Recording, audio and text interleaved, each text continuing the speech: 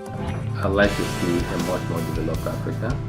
Tony Elumelo often boasts that he earned his financial security in Africa from Africa. It's a theme that's better understood once you know more of his story. I want to talk about you as a person too, because I understand you were born in Nigeria, in Jos, Nigeria. Who were your parents? Where did you get educated? And how were you ambitious as a child? Were you a small businessman at age 5? No, I wasn't a businessman at age 5, but so my parents, middle class Cape Africans, so I was born in Jos, and I went to school, primary school, secondary school, university, fourth degree, and second degree in Nigeria. I read economics, fourth degree, and my second degree, master's degree also in economics. Everything, born, bred, educated in Africa. But later in life, I went to Harvard for a postgraduate MD program. However, I like to say that growing up, a couple of things affected and influenced who I became in life, okay, what I became. One was what my dad always told us when we were growing up, that if you earn $1 and you don't save anything, if you earn $1 billion, you won't save anything. And so that discipline of investment, keeping something, don't consume everything, actually helped me significantly. So philosophy of savings, deferred consumption, philosophy of making long-term investment, and also as a child I read a lot. So reading, knowing what was happening in other parts of the world, how great leaders were transforming corporate America and other places, excited me so much. So I grew up with this mindset that what these guys did, I would do the same. And so that drove the whole idea of turnaround. It's exciting when we talk about turnaround, when we have the opportunity to turn around business, and we do it well. We turn around business, we create value for shareholders and for stakeholders in fact. So that path, that growing up phase helped to influence what I finally became in life. And now your wife is a physician, but she's also a partner, a business partner, right? How does that work? Well, so Ezodin is largely a family office that manages our investments in other companies. And so she and I sit on the board of Ezodin. And she's a physician, but she's a family member. And she understands that I think we've influenced each other. Been married since 1990. We've influenced each other. 1993, sorry. We've influenced each other so much. That's 20 years this year. We've influenced each other so much. She understands my thought process. I understand her thought process. And we share common objective. The common objective of building a legacy. The common objective of building businesses to last. A common objective of perpetuity. A common objective of value creation. So once people are harmonized and aligned on core key values, the details fall in place so easily. And you have 5 daughters? Yes. Wow. And what are their ages? They are between 6 and 11. Wow. That's a lot of responsibility. A lot. That's why they're harassing me, Daddy, when are you coming back? So that's why I'm going back this evening. And you said your father was so important to you, just in your life and your ideas. What do you try to do? How do you try to instill in them your own values? I found my children, like this kind of conversation we're having, when it comes out, they watch it, they will analyze it, we'll talk about it. I know the importance of reading when I was growing up. So the kind of gifts I give to my children, I take them to bookshop, we buy books, and we do reading competition at home. Every weekend, the best girl at home is the one that finishes and is able to summarize. Last trip to New York, I got them laptops. I want them to begin to write stories. I've seen the essence of education. I've seen how creativity comes like this. Creativity, lead to you read, ask them to write story. Okay, so change it this way. And also role modeling. My daughter addressed a crowd of 5,000 people at the age of 8. And I told her we recorded it, kept it. And I said, I didn't have this background.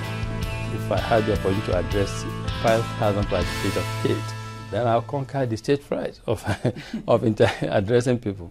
But for me, we're training all of them for the competitive world we see ahead of us. And Elumelu is not just preparing his children for that competitive world. Through the Tony Elumelu Foundation, which he started after retiring from his banking career, he mentors young African professionals and gives them opportunities with African-owned companies across the continent. So you cannot talk about uplifting Africa today, or these 90 million people, without talking about how to address the unemployment issue we have in Africa.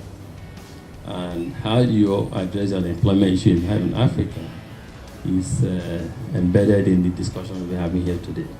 Tony Elumelu doesn't just talk about long-term investment. Next, we'll hear about the bold commitment he's making to his continent. Since we preach that the private sector should do long-term investment in Africa, in key sectors, there's no sector at this point in time to us that is as strategic as power sector. If anything, it's nice to see a benchmark in yourself. Do I regret being a juvenile, idiotic young man? No, because I needed to be that. My mom always used to say... I just thought you were going to say yes, of course. No, but the thing is, my mom used to say, be a boy when you're a boy so that you can be a man when you're a man. We call it apartheid. In your book, you call it apartheid, which is really what it is. Because the hate is what you're emphasizing. Well, that's what I believed. I always thought it was apartheid was a perfect way to see it. That's what it was. You know, you separate people, you get them apart, and you make them hate each other. And that's really all it was, fundamentally. And it seems to be a recipe that keeps getting played out, whether it's in Europe now, whether it's in the United States under this terribly divisive campaign. Well, I think human beings, unfortunately, get to a place where when we are hungry and when we are afraid, if somebody can give us an easy fix and someone to blame, then instantly we latch onto that and we see that as a cure-all. We see that as a cure-all. And it's because we've been taught about the bad guy. You know, you want that villain. And unfortunately, populists use that. So what do you do for the next 4 years? How do you hold accountable or do your Daily Show job in the Trump era? Well, I think you afford the Trump presidency all of the respect it deserves. That's what you do. And you see if President Donald Trump delivers on what he says he will deliver on. And I find that's what comedy has always been, a space where we come together to go, okay, I'm not crazy. You see it as well. I see, okay, we're not crazy. Your mother, in this book you recount, said, don't fight against whatever it is, mock it. There are different ways to fight things. And mockery is one of the most powerful.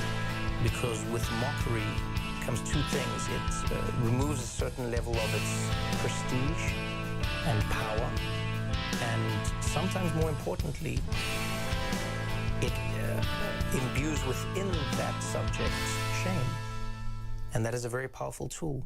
And if you think about it, that's one of the largest or one of the most effective tools that came to bring down apartheid, shame. Trevor Noah, thank you very much. Thank you very much. I think by sharing all of life's lessons with me, my mom always treated me as the adult she wanted me to become. So for my mom, she taught me that being a man was about having an equal in a relationship, seeking out someone who is an equal, seeking out a space where two people of equal standing can benefit each other using their different skills. And so, you know, she taught me to be independent. She taught me to be caring. She taught me to be to have empathy. My children are very important to me. They're very dear to me.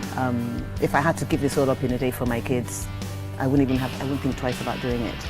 I just thank God that I have understanding children. They really are really understanding, you know, so mom can do her thing and, you know, somehow I've been lucky that they haven't been problematic. So they also just get on and live their lives as well. My mother is my source of strength. You know, if anybody prays, my mom spent the last 1 month with me at home and, you know, that's how come I know things are working for me, because I pray. But I sort of like wake up at 5 o'clock in the morning and she's praying. And I'm going to bed, good night, mom, and she's still praying. You know, she's praying at like from 9 to 10. So she's a prayer warrior, Yeah. you know, and I think we all need to get our mothers to hold us up in prayers. It's the most important thing. But then